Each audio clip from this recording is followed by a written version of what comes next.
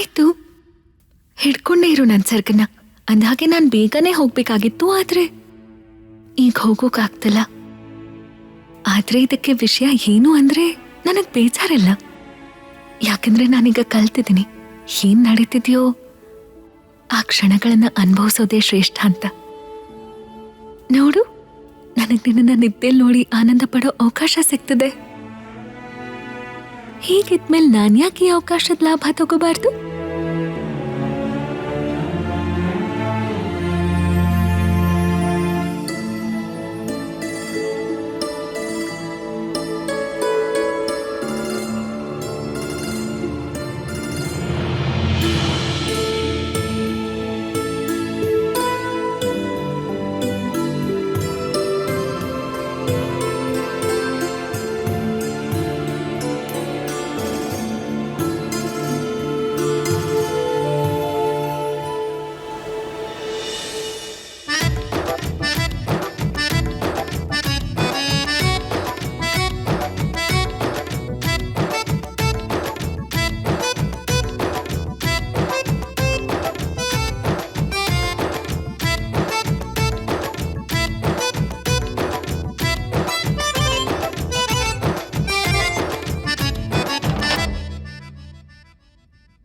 ರಾತ್ರಿ ಎಲ್ಲ ನಿನ್ ಜೊತೆ ಕಣ್ಣ ಮುಚ್ಚಾಲೆ ಆಡ್ತಾ ಇದ್ದೆ.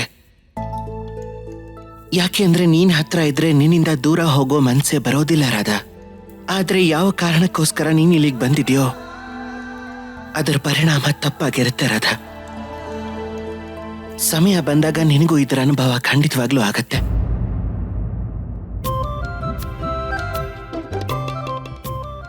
ತುಂಬಾ ಸಂತೋಷವಾಗಿದೆಯಾ ಅಂತ ಅನ್ಸುತ್ತೆ. ನಿನ್ನ ಸಂತೋಷಕ್ಕೆ ಕಾರಣ ಏನು? ಮಹಾದೇವ, ನಿಮಗ ಆನಂದ ಆಗ್ತಾ ಇಲ್ವಾ? ಶ್ರೀಕೃಷ್ಣ ರಾಧಾನ ಪೂರ್ತಿ ರಾತ್ರಿ ತನ್ನ ಜೊತೆಯಲ್ಲೇ ಇರಿಸ್ಕೊಂಡಿದ್ರು. ಶ್ರೀಕೃಷ್ಣನಿಗೆ ರಾಧಾ ಮೇಲೆ ಕೋಪ ಇದ್ರು. ರಾಧಾಳ ಆಕರ್ಷಣೆಯಿಂದ ತಮ್ಮನ್ನ ತಾವು ದೂರ ಇಟ್ಕೊಳಕ್ಕಾಗ್ಲಿಲ್ಲ. ನಿನ್ನ ಮಾತು ಖಂಡಿತವಾಗ್ಲೂ ಸತ್ಯ. ರಾಧಾ ಮತ್ತೆ ಕೃಷ್ಣನ ಪ್ರೀತಿ ಅಲೌಕಿಕವಾದ್ದು. ಇದನ್ನ ನೋಡಿದ್ರೆ ಯಾರಿಗಾದ್ರೂ ಆನಂದ ಆಗುತ್ತೆ. ಆದ್ರೆ ಇನ್ನೊಂದು ಸತ್ಯ ಇದೆ. ದೇವಿ ರಾಧಾ ಏನ್ ಮಾಡಕ್ ಹೊರಟಿದಾರೋ ಅದು ಸರಿಯಲ್ಲ. ರಾಧಾ ಪ್ರೀತಿಗೆ ದಾರಿ ಹುಡುಕ್ತಾ ಇದ್ದಾರೆ. ತನ್ನ ಪ್ರೀತಮ್ಮನ್ನ ಒಲಿಸ್ಕೊಳ್ಳೋದಕ್ಕೆ ಇಂಥ ಪ್ರಯತ್ನ ಮಾಡೋದು ತಪ್ಪು ಹೇಗಾಗತ್ತೆ ಮಹಾದೇವ? ರಾಧಾಳಿಗೆ ಈ ಕೆಲಸದಿಂದಾಗೋ ಪರಿಣಾಮ ಗೊತ್ತಿಲ್ಲ. ಹಾಗೆ ನೀವು ಕೂಡ ಈ ಕೆಲಸಕ್ಕೆ ರಾಧಾಳಿಗೆ ಸಹಾಯ ಮಾಡಿದ್ರಿ. ನೀವು ಇದನ್ನ ಮಾಡಬಾರ್ದಾಗಿತ್ತು ದೇವಿ. ರಾಧಾಳಿಗೆ ಸಹಾಯ ಮಾಡಿದ್ದು ಯಾಕೆ ಸರಿಯಲ್ಲ? ಅದಕ್ಕೆ ಕಾರಣ ಆದ್ರೂ ಹೇಳಿ ಮಹಾದೇವ. ದೇವಿ, ಈ ಸಮಯದಲ್ಲಿ ನಾನು ನಿಮಗೆ ಕೇವಲ ಇಷ್ಟು ಮಾತ್ರ ಹೇಳಬಲ್ಲೆ. ನಾಳೆ ಅಷ್ಟರಲ್ಲಿ ನೀವು ರಾಧನ್ನ ತಡೆದು ಅವರಿಗೆ ಅರ್ಥ ಮಾಡಿಸಿ ಅವ್ರು ಮಾಡ್ತಾ ಇರೋದು ಸರಿ ಇಲ್ಲ ಅಂತ. ಇಲ್ಲ ಮಹಾದೇವ, ನೀವು ಶ್ರೀಕೃಷ್ಣನ ಮಾತನ್ನ ಸತ್ಯ ಅನ್ಕೋತಾ ಇದ್ದೀರಾ. ಆದ್ರೆ ನನ್ನ ಪಾಲಿಗೆ ರಾಧಾಳ ಪ್ರೀತಿನೇ ಕೊನೆ ಸತ್ಯ. ಏನಾಗ್ಬೇಕೋ ಆಗತ್ತೆ, ಆದ್ರೆ ಈ ಪ್ರೀತಿ ಮಾತ್ರ ಮುಗಿಯೋದಿಲ್ಲ. ಹಾಗೆ ನಾನು ರಾಧಾಳನ್ನ ಈ ಕೆಲಸ ಮಾಡೋದ್ರಿಂದ ತಡೆಯಕ್ಕಾಗಲ್ಲ. ಇದನ್ನ ಮರಿಬೇಡ ದೇವಿ. 3 ಲೋಕದ ಆ ಅಧಿಪತಿಗೆ ಯಾವುದೋ ಘಟನೆ ಬಗ್ಗೆ ಚಿಂತೆ ಇದ್ರೆ ಅದು ಸಣ್ಣ ವಿಷಯ ಆಗಿರೋದಿಲ್ಲ. ಇದನ್ನು ಮರಿಬೇಡ. ರಾಧಾಳ ಹಾಗೇನೆ ಶ್ರೀಕೃಷ್ಣ ಕೂಡ ರಾಧಾಳಿಂದ ಕೇವಲ ಪ್ರೀತಿಯನ್ನೇ ಬಯಸೋದು. ಆದ್ರೆ ಇಷ್ಟಾದ್ಮೇಲೂ ಕೂಡ ಏನಾದ್ರೂ ಶ್ರೀಕೃಷ್ಣ ಹೀಗ್ ಮಾಡ್ತಾ ಇದ್ದಾರೆ ಅಂದ್ರೆ ಖಂಡಿತ ಇದ್ರ ಹಿಂದೆ ಯಾವುದೋ ದೊಡ್ಡ ಕಾರಣ ಇರಲೇಬೇಕು. ಏನು ಕಾರಣ ಇಲ್ಲ. ಶ್ರೀಕೃಷ್ಣನಿಗೆ ಜಗತ್ತಿನ ಚಿಂತೆ, ಹಾಗೆ ರಾಧಾಳಿಗೆ ಪ್ರೀತಿಯ ಚಿಂತೆ. ನನಗಂತೂ ಈ ಆಟ ನೋಡಿ ಬಹಳ ಸಂತೋಷ ಆಗ್ತಾ ಇದೆ. ನನಗಿರೋ ಕುತೂಹಲ ಅಂದ್ರೆ ರಾಧಾ ಕೃಷ್ಣನ್ಗೆ ತನ್ನ ಬಣ್ಣ ಹೇಗ್ ಹಾಕ್ತಾಳೆ ಅಂತ. ಈಗ ನಾನು ಕೃಷ್ಣನಿಗೆ ಪ್ರಿಯವಾದ ಪಾಯಸ ಹಾಕ್ಬೇಕು.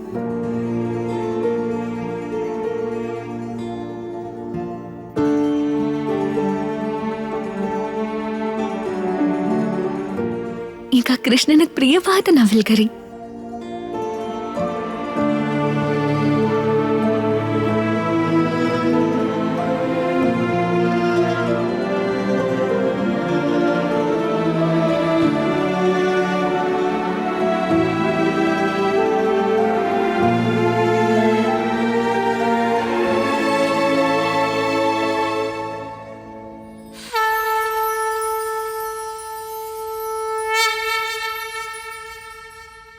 ಸತ್ಯಾದೇವಿ ಪಾರ್ವತಿ ಹೇಳಿದ್ದು.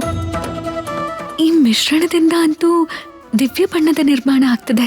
ನಾನು ಕೃಷ್ಣ ಹಾಗೂ ನನ್ನ ಎರಡೆರಡು ವಸ್ತುಗಳನ್ನ ಹಾಕಿದ್ದೀನಿ. ಈಗ ನಾನು ನನ್ನ 3 ಹಾಗೆ ಕೃಷ್ಣನ ಇನ್ನೂ 3 ವಸ್ತುಗಳ ಮಿಶ್ರಣ ಮಾಡಬೇಕು. ಇದಿಷ್ಟು ಮಿಶ್ರಣಗಳಿಂದ ಆ ಬಣ್ಣ ಸಿಕ್ಕತ್ತೆ. ನಾನು ಕೃಷ್ಣನಿಗೆ ಹಚ್ಬೇಕಾಗಿರೋ ನನ್ನ ಬಣ್ಣ. ಇದಾದ್ಮೇಲೆ ನಾವಿಬ್ರು ಒಂದೇ ಆಗ್ಬಿಡ್ತೀವಿ. ನಾನ್ ಸದಾ ಏನ್ ಬಯಸ್ತಿದ್ನೋ ಅದೀಗಾಗತ್ತೆ. ಈ ಮಿಲನದಿಂದ ನೀನು ಖಂಡಿತ ಸಂತೋಷ ಪಡ್ತೀಯ. ಹಾಗೆ ನಿನ್ನ ನಗು ನೋಡೋದಕ್ಕೆ ನಿನ್ನೆ ರಾಧಾ ಅತ್ಯಂತ ಕಾತುರಳಾಗಿದ್ದಾಳೆ.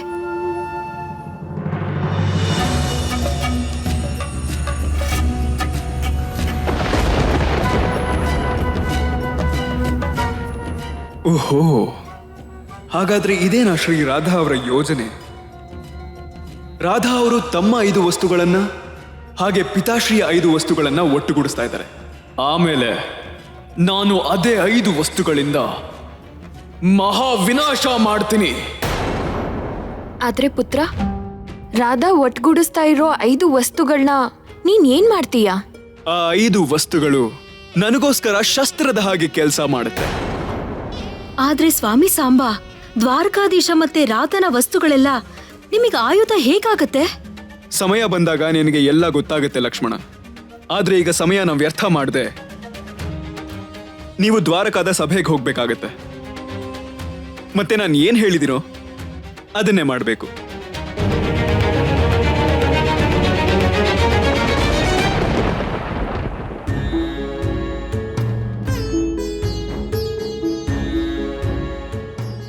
ಹೋಳಿ ವ್ಯವಸ್ಥೆ ಎಲ್ಲ ತುಂಬಾ ಚೆನ್ನಾಗಾಗ್ಬೇಕು.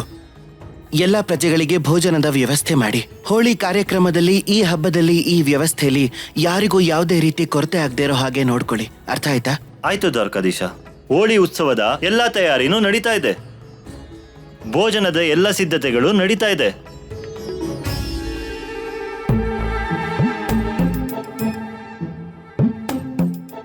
ರಾಧಾ, ಈ ಸಮಯದಲ್ಲಿ ಕೃಷ್ಣನ್ ಹಿಡಿದು ಬಣ್ಣ ಹಾಕೋದು ಸರಿ ಅನ್ಸತ್ತಾ?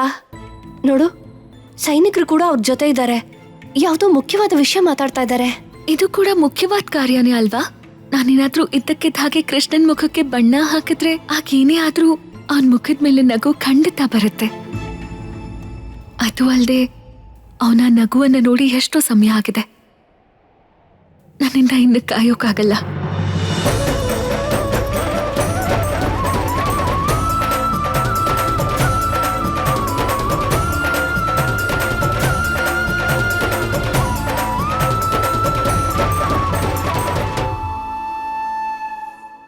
ನಾನ್ ನಿನಗೆ ಎಷ್ಟು ಸಲ ಹೇಳಿದ್ದೀನಿ ರಾಧಾ, ಇದನ್ನೆಲ್ಲ ಮಾಡಬೇಡ, ಬಣ್ಣ ಹಚ್ಚಬೇಡ. ಯಾರಿಗೆ ಬಣ್ಣ ಹಚ್ಚಿದ್ರು ಅವ್ರು ಇದನ್ನೇ ಹೇಳ್ತಾರೆ. ಇಷ್ಟಕ್ಕೆಲ್ಲ ಸುಮ್ನಾಗ್ತೀನ ನಾನು? ಬೇಡ ರಾಧಾ, ಇನ್ನೊಂದು ಹೆಜ್ಜೆನೂ ಮುಂದೆ ಇಡಬೇಡ, ಹಾಗೆ ಬಣ್ಣನೂ ಹಾಕ್ಬೇಡ. ಆಯ್ತು, ನಾನ್ ಬಣ್ಣ ಹಾಕಲ್ಲ ಬಿಡು. ಆದ್ರೆ ನೀನ್ ಒಂದ್ಸಲ ನಕ್ಬಿಡು. ಹಾಗೆಲ್ಲ ಆಗಲ್ಲ ರಾಧಾ, ಈಗ್ಲೇ ಇಲ್ಲಿಂದ ದಯವಿಟ್ಟು ಹೊರಟು ಹೋಗು. ಇಲ್ಲ, ನಾನಿಲ್ಲಿಂದ ಎಲ್ಲೂ ಹೋಗಲ್ಲ. ಇವತ್ತದೇನಾಗುತ್ತೋ ನೋಡೇ ಬಿಡ್ತೀನಿ. ನಾನ್ ನಿನಗೆ ಮೊದಲೇ ಹೇಳ್ತಾ ಇದ್ದೀನಿ, ಇದರ ಪರಿಣಾಮ ನಿಜವಾಗ್ಲೂ ಚೆನ್ನಾಗಿರೋದಿಲ್ಲ. ಇದೇನ್ ಹೇಳ್ತಿದ್ಯಾ ನೀನು ಕೃಷ್ಣ?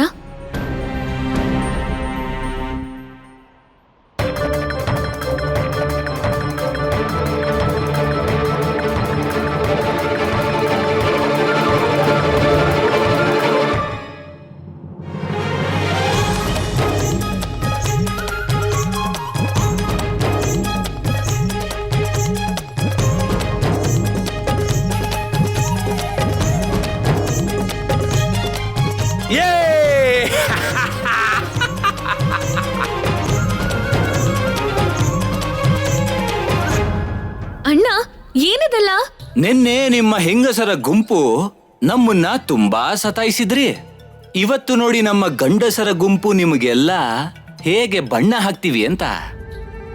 ಬನ್ನಿ ಗೆಳೆಯರೇ, ಪ್ರಾರಂಭ ಮಾಡಿ.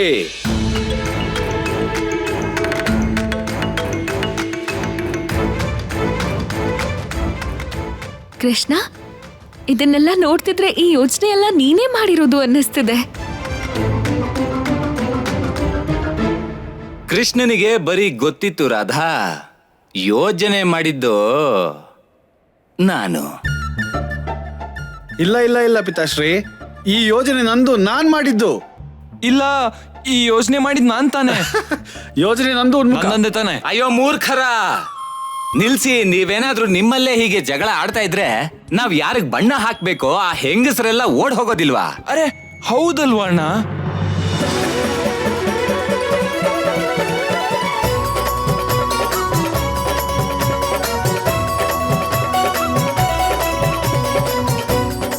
ನಿಷಾದ ಉನ್ಮುಖ.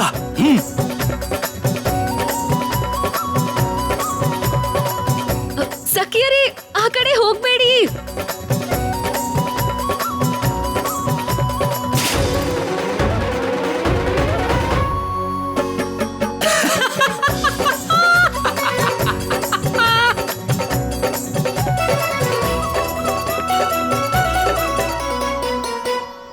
ಏನ್ರಮ್ಮ ಹೆಂಗಸರು ಗುಂಪು, ಏನ್ ಆನಂದ ಆಗ್ತಾ ಇದೆಯಾ ನಿಮಗೆಲ್ಲ?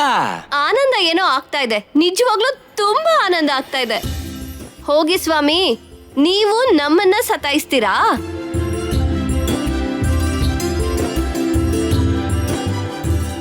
ಕೃಷ್ಣ, ನೋಡು, ಎಲ್ರು ಎಷ್ಟು ಖುಷಿಯಾಗಿದ್ದಾರೆ. ಆದ್ರೆ ನೀನೊಬ್ನೇ ಮುಖ ಒದಿಸ್ಕೊಂಡು ನಿಂತಿರೋದು.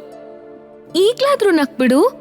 ಎಲ್ರು ಎಷ್ಟು ಆನಂದ ಪಡ್ತಿದ್ದಾರೆ ಹೋಳಿ ಆಡಿ. ನಾನು ಆಗ್ಲಿಂದ ಏನೋ ಹೇಳೋಕ್ ಪ್ರಯತ್ನ ಪಡ್ತಾ ಇದ್ದೀನಿ, ಆದ್ರೆ ಅದಕ್ಕೊಂದು ಕಾರಣ ಇದೆ. ಇದನ್ನಂತೂ ಯಾರು ಅರ್ಥನೇ ಮಾಡ್ಕೋತಿಲ್ವಲ್ಲ. ಈ ಸಲ ಹೋಳಿ ಹಬ್ಬದ ಉತ್ಸಾಹನ ನೋಡ್ತಾ ಇದ್ರೆ ನನಗನಿಸ್ತಿರೋ ಹಾಗೆ ಏನಾದ್ರೂ ಒಂದು ಕಠಿಣವಾದ ನಿಯಮನ ಮಾಡ್ಲೇಬೇಕಾಗತ್ತೆ.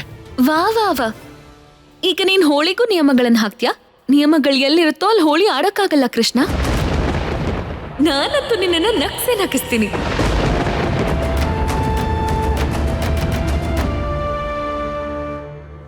ರಾಧಾ, ರೇವತಿ ಅತ್ಗೆ ಮತ್ತೆ ನಿಮ್ಮ ಎಲ್ಲ ಗೆಳತಿಯರು, ನಾನ್ ನಿಮ್ಗೆ ಹೇಳ್ತಿರೋದೇನು ಅಂದ್ರೆ, ಈಗ ನಿಮ್ಮೆದುರಿಗೆ ನಿಂತಿರೋರೆಲ್ರೂ ದ್ವಾರಕಾದ ವ್ಯಾಪಾರಿಗಳು. ಇವರೆಲ್ಲರೂ ನಿಮ್ಮ ನಡವಳಿಕೆನ ನೋಡಿ ಅಸಮಾಧಾನ ವ್ಯಕ್ತಪಡಿಸಿದ್ದಾರೆ. ಅವರೆಲ್ಲ ಹೇಳ್ತಿರೋದು ಏನು ಅಂತಂದ್ರೆ, ಹೋಳಿಯಿಂದಾದ ಅತಿಯಾದ ಉತ್ಸಾಹದಲ್ಲಿ ನೀವೆಲ್ಲರೂ ಯಾವ ರೀತಿಯಾಗಿ ಇವ್ರ ಜೊತೆ ನಡ್ಕೊಂಡಿದ್ದೀರಾ ಅಂದ್ರೆ ಅದರಿಂದ ವ್ಯಾಪಾರಸ್ಥರಿಗೆ ತುಂಬಾ ನಷ್ಟ ಆಗಿದೆ.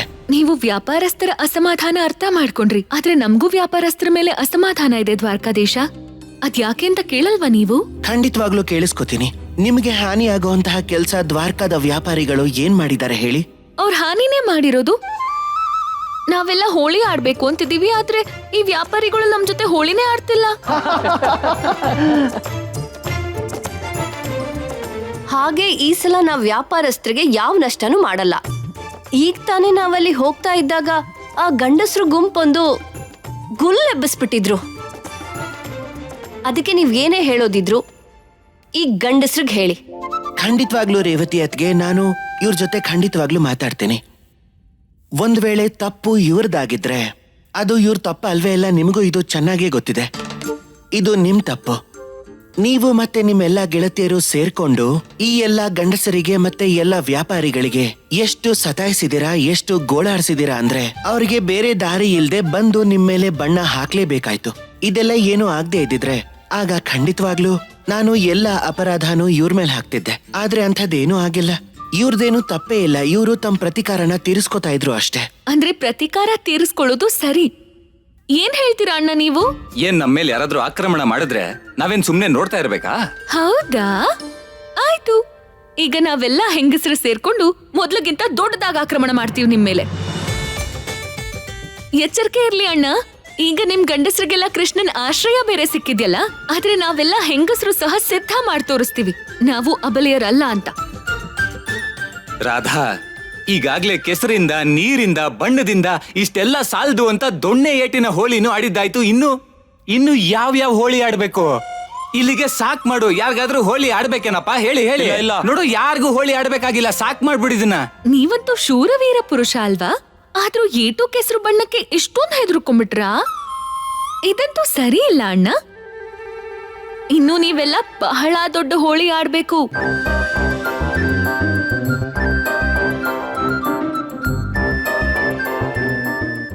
ರಾಧಾ ಸರಿಯಾಗಿ ಹೇಳ್ತಿದ್ದಾಳೆ.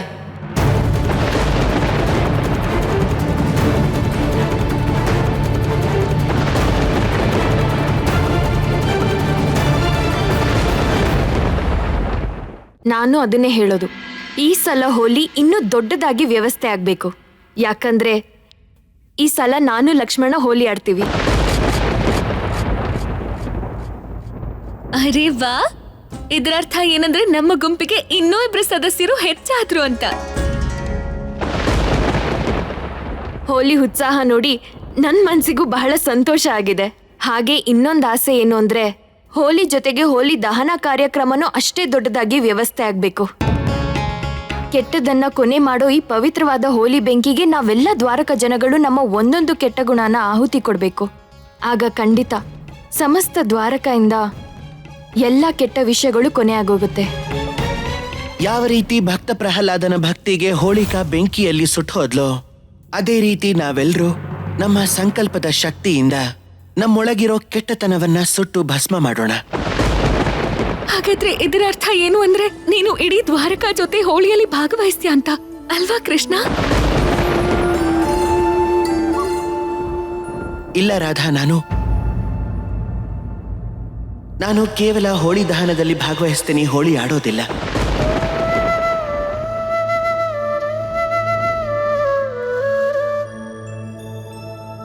ಆಯ್ತು, ನೀನ್ ಹೇಗ್ ಬಯಸ್ತೀಯೋ ಹಾಗೆ. ಯಾರು ಗೊತ್ತು, ಹೋಳಿ ದಹನ ಮಾಡ್ತಾ ಮಾಡ್ತಾ ನಿನಗ್ ಹೋಳಿ ಆಡೋ ಮನ್ಸ್ ಕೂಡ ಬರಬಹುದು. ಹಾಗಾದ್ರೆ ಹೋಗೋಣವಾ ಶ್ರೀರಾಧಾ? ನಾವು ಹೋಗಿ ಹೋಲಿ ಸುಡೋ ಕಾರ್ಯಕ್ರಮಕ್ಕೆ ಎಲ್ಲ ವ್ಯವಸ್ಥೆನೂ ಮಾಡ್ಕೊಳ್ಳೋಣವಾ?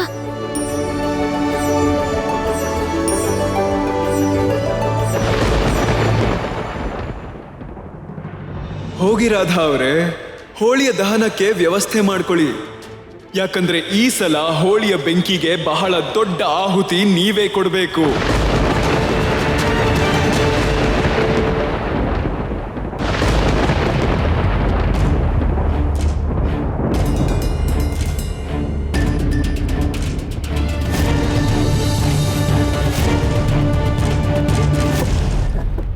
ಸಾಂಬಾ, ನೀನೊಬ್ನೇ ಇಷ್ಟೆಲ್ಲ ಶ್ರಮ ಯಾಕೆ ತಗೊಳ್ತಾ ಇದೀಯಾ? ನಮಗೆ ಎಷ್ಟೆಲ್ಲ ಸೇವಕರಿದ್ದಾರೆ, ಈ ವ್ಯವಸ್ಥೆ ಎಲ್ಲ ಅವ್ರು ಮಾಡ್ತಾರಲ್ವಾ? ನಾನು ದ್ವಾರಕಾಧೀಶರು ಕೊಟ್ಟಿರೋ ಅಪ್ಪಣೆನ ಪಾಲಿಸ್ತಾ ಇದ್ದೀನಿ. ಅವರು ಹೇಳಿದ್ದಾರೆ ಈ ವರ್ಷ ಬಹಳ ದೊಡ್ಡದಾಗಿ ಹೋಳಿಯ ದಹನ ಆಗ್ಬೇಕು ಅಂತ.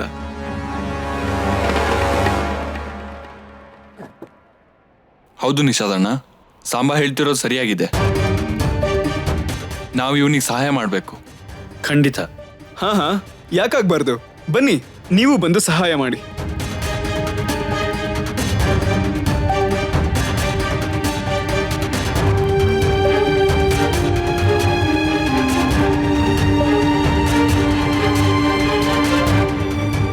ಹೋಳಿಕಾ ದಹನಕ್ಕೆ ವ್ಯವಸ್ಥೆ ಆಗಿದೆ. ಈ ಹೋಳಿಕಾ ದಹನದಲ್ಲಿ ದ್ವಾರಕಾವಾಸಿಗಳು ತಮ್ಮಲ್ಲಿರೋ ಕೆಟ್ಟತನವನ್ನ ಸುಡೋ ಸಂಕಲ್ಪ ಮಾಡ್ಕೋಬೇಕು. ಆದ್ರೆ ಸಾಂಬಾ, ನನ್ಗನ್ಸ್ತಿರೋ ಹಾಗೆ ನಿನ್ನ ಅಹಂಕಾರನ ನೀನು ದಹನ ಮಾಡಿದ್ಯಾ? ಹೌದು ಅಣ್ಣ ನಿಷಾದ, ನೀವು ನಿಜ ಹೇಳಿದ್ರಿ. ನಾನು ಈ ದಿವ್ಯವಾದ ಹೋಳಿಗೆ ಒಂದು ವಿಶೇಷವಾದ ಆಹುತಿ ಕೊಡಬೇಕು ಅಂತ ಇದ್ದೀನಿ. ವಿಶೇಷವಾದ ಆಹುತಿನ? ಆದ್ರೆ ಯಾವ ವಿಶೇಷ ಆಹುತಿ ಸಾಂಬಾ? ಸಮಯ ಬಂದಾಗ ನಿಮಗೆ ಎಲ್ಲ ಗೊತ್ತಾಗತ್ತೆ. ಹಾ, ನಾನು ನಿಮ್ಗೆ ಇಷ್ಟು ಮಾತ್ರ ಹೇಳಬಲ್ಲೆ. ನಾನು ಕೊಡೋ ಆಹುತಿಯನ್ನ ಕೇವಲ ವರ್ಷಗಳು ಮಾತ್ರ ಅಲ್ಲ, ಬದಲಾಗಿ ಯುಗ ಯುಗಗಳಿಗೂ ನೆನ್ಪಿಟ್ಕೋತಾರೆ.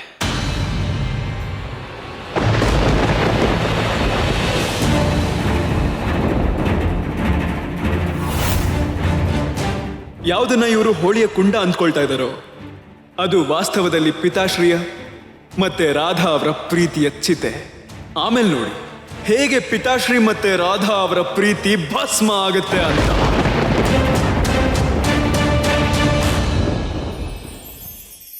ನೀವು ಜೀವನದಲ್ಲಿ ಏನು ಹಾಕ್ತೀರಾ, ಇದು ನಿಮ್ಮ ಪರಿಶ್ರಮ, ನಿಮ್ಮ ನಿರಂತರ ಪ್ರಯತ್ನ ಮತ್ತೆ ನೀವು ಆಯ್ಕೆ ಮಾಡಿಕೊಂಡಿರೋ ದಿಕ್ಕಿನ ಮೇಲೆ ಅವಲಂಬಿಸಿರೋದಿಲ್ಲ. ಇದು ತೀರ್ಮಾನ ಆಗೋದು ನಿಮ್ಮ ಸಂಪರ್ಕದಿಂದ ಕೂಡ. ಈ ಸಂಪರ್ಕ ಅನ್ನೋದು ತುಂಬಾ ಮುಖ್ಯವಾಗಿರುತ್ತೆ. ಪ್ರಕೃತಿ ಕೂಡ ನಮ್ಗಿದನ್ನೇ ಕಲಿಸ್ಕೊಡುತ್ತೆ ಒಂದು ಉದಾಹರಣೆ ಮೂಲಕ. ನಾನು ನಿಮ್ಗೆ ಈಗ ಹೇಳ್ತೀನಿ ಕೇಳಿ. ಯಾವಾಗ್ಲಾದ್ರೂ ಬೀಸೋ ಗಾಳಿ ನೋಡಿದ್ದೀರಾ?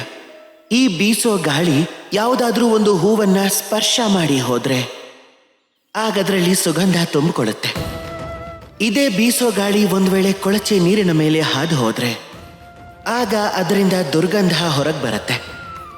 ಈ ಸಂಪರ್ಕ ಅನ್ನೋದು ಮನುಷ್ಯನನ್ನ ಎಲ್ಲಿಂದ ಎಲ್ಲಿಗೆ ತಲುಪಿಸುತ್ತೆ ಅನ್ನೋದು ನಿಮಗೆ ಗೊತ್ತಾಗೋದೇ ಇಲ್ಲ.